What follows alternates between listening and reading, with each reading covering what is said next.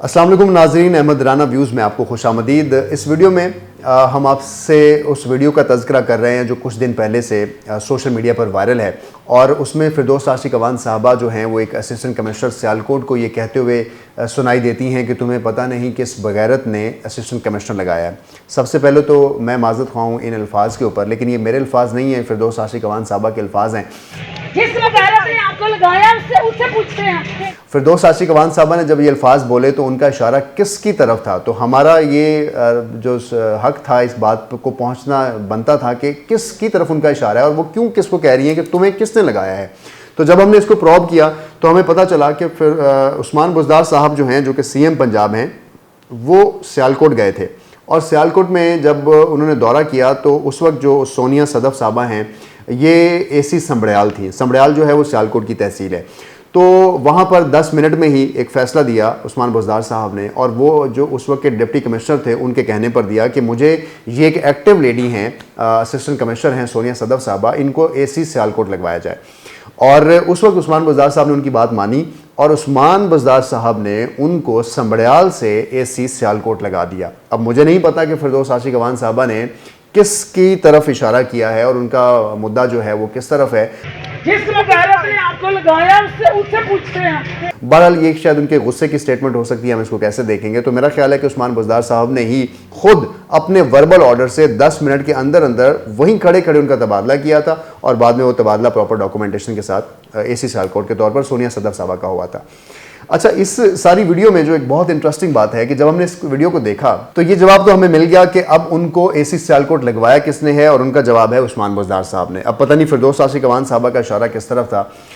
जिस बगैरत ने आपको लगाया उससे पूछते हैं। लेकिन अब आप मजीद हकायक समझिए। जब ये वीडियो में सारे मनाजिर चल रहे थे तो मुझे कायद आज़म मोहम्मद अली जिन्ना की वो स्टेटमेंट याद आ गई जिसमें कायद आज़म मोहम्मद अली जिन्ना ने जब खिताब किया था पेशावर में 1948 में, 14 अप्रैल का दिन था, सिविल सर्वेंट्स के साथ खिताब कर रहे थे कायद आज़म। तो उन्होंने कहा कि कायद आज़म की एक स्टेटमेंट थी कि not to be influenced by others, और कायद आज़म ने कहा था कि, और ये किसको कहा था कि किसी से भी प्रेशराइज नहीं होना। कायद आज़म ने कहा था कि not to be influenced by any party, not to be influenced by any political individual. यानी कायद आज़म को ये पता था कि जो पाकिस्तान बना है या जब रियासतें काम करती हैं तो उसमें जो पॉलिटिकल फोर्सेस होती हैं वो कभी भी एक सिविल सर्वेंट को काम नहीं करने देती। कायद आज़म ने वाशगाफ अल्फाज में वहाँ कहा था कि ब्यूरोक्रेसी जो है या सिविल सर्विस जो है या सिविल सर्वेंट्स जो हैं ये बैकबोन ऑफ द स्टेट हैं। तो उन्होंने उन सबको एतमाद में लेते हुए कहा था कि आपने इस पाकिस्तान को लेकर चलना है और पाकिस्तान जो है वो सारा आपके कंधों पर है।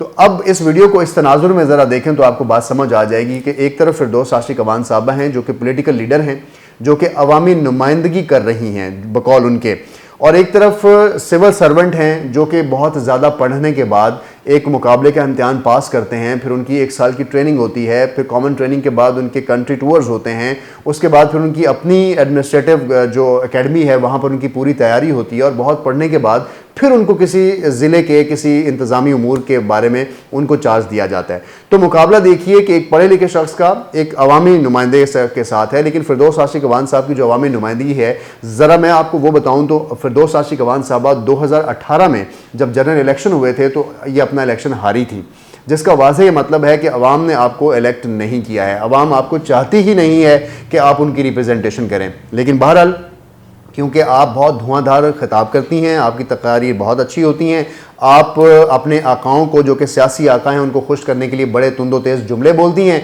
ये वो मयार है जिसकी वजह से आपको स्पेशल असिस्टेंट लगाया गया, प्राइम मिनिस्टर का खुद भी, और उसके बाद आजकल वो स्पेशल असिस्टेंट हैं CM उस्मान बुज़दार साहब की, पंजाब की। और आगे अगर मैं 2 लफ्ज़ आपके लिए बोलूँ तो बड़े अच्छा आपको समझ आ जाएगा कि वो स्पेशल असिस्टेंट हैं टू CM पंजाब, किस चीज़ की? इंफॉर्मेशन एंड कल्चर की। यानी ये जो कल्चर की हमारी स्पेशल असिस्टेंट हैं जो कि एक पॉलिटिकल ओहदे पर हैं, ये मेरे कल्चर को रिप्रेजेंट कर रही हैं। तो अनफॉर्चुनेटली ये मेरा कल्चर नहीं है जिसके अंदर इस तंदो तेज़ या किसी गाली गलोच का आप इस्तेमाल करें और रिप्रेजेंट करें कि आप अवामी नुमाइंदगी कर रही हैं।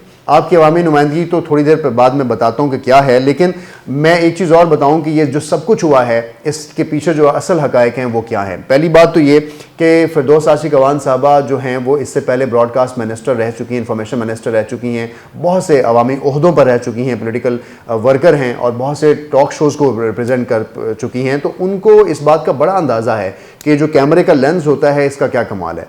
तो जिस वक्त अगर आप वो वीडियो देखें तो आप देखें कि उनके इर्द गिर्द 2-3 कैमरामैन भी हैं, तो उनको ये पता था कि अब वो जो कुछ भी बोलेंगी वो एक लीड स्टोरी होगा, वो जो कुछ भी बोलेंगी वो अखबार की जीनत बनेगा। और इस चीज़ को मद्देनज़र रखते हुए जो फिरदौस आशिक साहबा हैं उन्होंने कैमरों का फ़ायदा उठाते हुए ये सारा ड्रामा रचाया। और इसके पीछे वजह क्या थी कि उस्मान डार साहब जो हैं, जो कि पाकिस्तान तहरीक इंसाफ के रहनुमा हैं, उनको ये लगता है कि उस्मान डार ने इनको एसी सियालकोट लगवाया है और बहुत सारी कार्रवाइयाँ जो एसी सियालकोट कर रही हैं वो फिरदौस आशिक अवान साहबा के अगेंस्ट जा रही हैं। या 2-4 दफ़ा जब फिरदौस आशिक अवान साहबा ने उन्हें किसी काम के बारे में कहा तो उन्होंने उस काम को मानने से इनकार कर दिया। ये वो बातें हैं, ये वो हकायक हैं जो बेसिकली कैमरों के सामने असल में यूँ फिल्माएंगे और यूँ हमें नज़र आए कि ये वहाँ सब कुछ हो रहा है। तो अब पहली बात तो अब आपको समझ आ गई कि वाक़या क्या है और इसके पीछे मुहर्रिकात क्या हैं। और कायद-ए-आज़म की तकरीर जो उन्होंने सिविल सर्वेंट से की वो मुझे बार बार याद आई। तो मैं फिरदौस आशिक अवान साहबा को बताना चाहता हूं कि जब उन्होंने रद्द-ए-अमल दिया तो उन्होंने कहा कि सिविल सर्वेंट्स एसी कमरों से बाहर निकलें और अवामी मामलात में आएँ। तो मैं फिरदौस आशिक अवान साहबा को बताना चाहता हूं कि अगर आपने अवामी मामला संभालने हैं तो कैमरों के बगैर जाएं। आप भी शहबाज शरीफ की तरह जो शोबाज जिनको आप बोलते हैं, जो कि लंबे बूट पहनकर पानियों में आ जाया करते थे, आप भी खुदारा 2 दिन 3 दिन 4 दिन के पहले जो विजिट अनाउंस करते हैं वो ना करें। तो फिर आपको जाके पता चलेगा कि अवाम इस वक्त क्यों पीट रही है। अगर आपने किसी के ऊपर चीखना चिल्लाना है तो अपनी फेडरल हुकूमत पर चीखें चलाएं, अपनी इकोनॉमिक पॉलिसी को चीखें चलाएं, अपनी फेडरल फिस्कल पॉलिसीज़ पर जाके चीखें। अवाम को महंगाई से निकालें, अवाम को महंगाई से निकालें, अवाम को एम्प्लॉयमेंट दें। इस वक्त जो बेरोज़गारी और गुर्बत है उसका खात्मा करने की आवाज़ उठाएं, ना कि अपना सारा सियासी मामलात और अपने सारी सियासी नाकामियों को या अपनी हुकूमत की नाकिस कारकर्दगी को आप किसी सिविल सर्वेंट पर डाल दें। हमारे सिविल सर्वेंट्स बहुत अच्छा काम कर रहे हैं।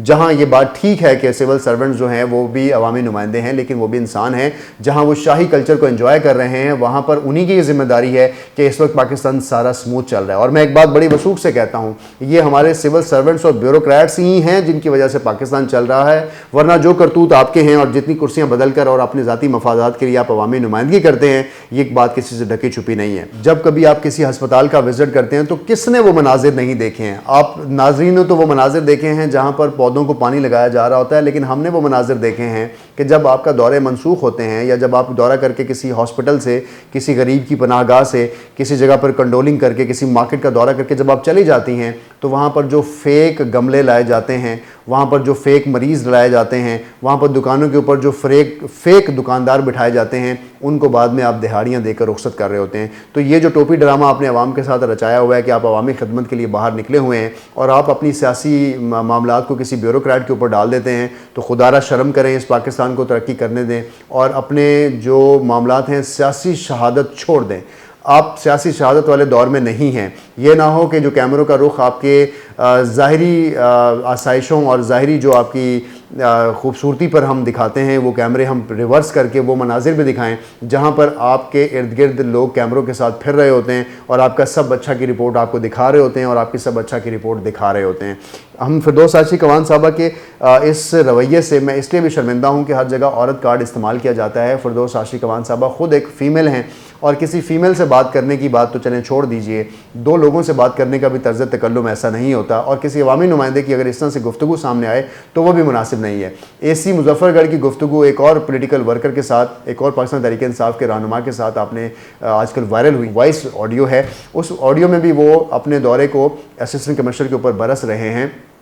तो मेरा सिर्फ ये कहना ये था कि जो फ़िरौनियत या रऊनियत इस वक्त आपके पास अवामी ओहदे रखते हुए है, इसमें अगर थोड़ी सी भी खदमत खल्क होती तो आप शायद उस वक्त भी एहसास कर रहे हों एक दूसरे का और इस बात को समझ रहे हों कि असल नाकामियाँ आपकी हैं, जिसका डंडा आपने ब्यूरोक्रेसी के सर पे मारा हुआ है कि ब्यूरोक्रेसी हमारा साथ नहीं दे रही। ब्यूरोक्रेसी को आपका साथ इस तरह के रवैये में बिल्कुल नहीं देना चाहिए और फिरदौस आशिक अवान साहबा के इस रवैये की जितनी मजम्मत की जाए वो कम है। और वो बच्चे बच्चियाँ और वो ख़वातीन जो इस वक्त सर्विस के अंदर मौजूद हैं और वो पॉलिटिशियन के इस तरह के रवैयों से इस वक्त डर रही हैं, तो बिल्कुल नहीं घबराना है। क्योंकि कायद-ए-आज़म मोहम्मद अली जिन्ना की जो 14 अप्रैल 1948 की तकरीर थी वो सिविल सर्वेंट्स के साथ, उसके आखिरी जो 3-4 और वर्ड्स हैं मैं आपको पढ़ के सुनाता हूँ। उनके अंदर उन्होंने आप लोगों से यही खिताब किया है और आने वाली कौम से ये खिताब किया है था, जनरेशन से ये खिताब किया था। उनको पता था कि आपके सियासी रवैये ऐसे होंगे। रियासतों में जो सियासी लोग होते हैं वो आने जाने वाले होते हैं। कायद-ए-आज़म ने बड़े खूबसूरत लफ्ज़ बोले। कायद-ए-आज़म ने कहा कि गवर्नमेंट्स आर फॉर्म्ड, गवर्नमेंट्स बनती हैं, governments are defeated, governments defeat होती हैं, prime ministers come and go, वज़ीर आज़म आते हैं और जाते हैं, ministers come and go, ministers बनते हैं और चले जाते हैं। तो कायद-ए-आज़म का ये कहने का मतलब था कि ये गवर्नमेंट्स या हुकूमती मामलात या सियासी मामलात आने जाने वाली चीज़ है। लेकिन आगे बड़े तारीखी लफ्ज़ बोले हैं, बट यू स्टे ऑन। उन्होंने कहा लेकिन आपको रहना है। आप ही होते हैं जो मुल्क को चला रहे होते हैं। और उनका खिताब ये ब्यूरोक्रेसी के साथ था और सिविल सर्वेंट्स के साथ था। और इन्हीं असिस्टेंट कमिश्नर सोनिया सदफ जो कौम की बेटी हैं, सर्व कर रही हैं और वालिदैन अपनी बेटियों को घरों से बाहर नहीं निकालते और असिस्टेंट कमिश्नर बनाकर पूरी तहसील का चार्ज जो खातून अपने हाथ में लिए फिर रही है और ज़िम्मेदार है और रिस्पॉन्सिबिलिटी से मुजाहरा कर रही है और गर्मी में ठहर कर एक मिनिस्टर को प्रोटोकॉल दे रही है, उसकी नाकामियाँ छुपा रही है। तो ज़रा उस वीडियो के तर्ज़ तकल्लुम आप मुलाहिज़ा करें कि वहाँ पर भी सियासत हो रही है। तो अपनी सियासत को, जिस सियासत ने हमारा बेड़ा गर्क किया, खुदारा इस सियासत को अपने पास रखें। जो ब्यूरोक्रेसी पाकिस्तान में कुछ सही काम करी है उसको करने दें। मैं ये नहीं कह रहा कि ब्यूरोक्रेसी दूध की धुली है, ब्यूरोक्रेसी के अंदर भी बहुत सी खामियां हैं, वो भी अफसरशाही के मज़े लूट रहे हैं। लेकिन एटलीस्ट यहाँ पर इस रवैये को क्रिटिसाइज़ करने की ज़रूरत है कि किसी शख्स का दूसरे शख्स से तर्ज़ तकल्लुम ये नहीं होना चाहिए। किसी भी शख्स की तजलील करके आपको बड़ाई फील नहीं होनी चाहिए। किसी भी ओहदे की या अपनी नाकामी को किसी पर नहीं डालना चाहिए। अगर आपको उस असिस्टेंट कमिश्नर से मसला था तो आप इस मसले को उस बाज़ार से, उन कैमरों की आंखों से बचा कर भी कन्वे कर सकती थी। आप उसकी सर्जनिश करती हैं। बहुत से ऑफिसर्स में ऑफिसर्स तलब किए जाते हैं। आज आपको सीएम ऑफिस में तलब किया गया था, सेक्रेटरी, चीफ सेक्रेटरी को तलब किया गया था, जवाद रफ़ीक साहब को। तो ऑफिस में तलब करके भी तो वो गुफ्तगू हो सकती है। तो जो अवामी दिखावे के लिए आप बदतमीज़ी और जो बयानी की डिशेस से शुरू होने वाली सियासत, गालम गलोच और गुस्से की सियासत में इस वक्त आप ढाल चुके हैं, इस कल्चर को हमारे मुल्क में मत इंक्रीज़ करें। इस मुल्क पर जो शिद्दत पसंदी की वजह से पाबंदियाँ लग रही हैं वो आप तरह के रवैये ही हैं, जिसमें फिर इस वक्त भी सियालकोट के अंदर या फेसबुक या सोशल मीडिया के ऊपर भी दो साइड्स बन चुकी हैं। एक बंदा वो है जो फिरदौस आशिक अवान साहबा की किरदार कशी कर रहा है, एक शख्स वो है जो असिस्टेंट कमिश्नर की किरदार कशी कर रहा है। और मैं ऐसी वीडियोस और ऐसी फुटेजेस भी देख रहा हूँ जिसमें और जो ऑफिसर्स, हमारी लेडीज़ हैं जो इस वक्त काम कर रही हैं और प्राउड बेटियाँ पाकिस्तान की, उनकी तस्वीर भी ट्रॉल कर रही हैं कि देखें ये मज़े लूट रही हैं और देखें ये अफसरशाही में। उनके किरदार, उनके मामलात सारे अपनी जगह पर, लेकिन आपका कंस्ट्रक्टिव रोल इसमें क्या है? तो ये डिबेट पाकिस्तान में कि किसकी साइड लेनी है, किसकी नहीं लेनी, आपकी पॉलिटिकल पार्टीज़ में भी दरार है, अब ब्यूरोक्रेसी और आप में भी एक दरार पैदा हो गई है। तो कायद-ए-आज़म की तकरीर मुझे इसलिए भी बार बार याद आई और मेरा दिल किया कि मुझे कायद-ए-आज़म की तकरीर हर्फ ब हर्फ इस वक्त जो हुकूमती रवैया है या इस वक्त जो पॉलिटिशियंस का रवैया ब्यूरोक्रेसी के साथ है उस पर बिल्कुल सादिक आती है। आपको AR व्यूज़ को देखते रहना है। हम हकाइक और जो रिसर्च हैं वो आप तक पहुँचाते रहेंगे और हमारे चैनल को आपने सब्सक्राइब रखना और बेल आइकन दबाए रखना है।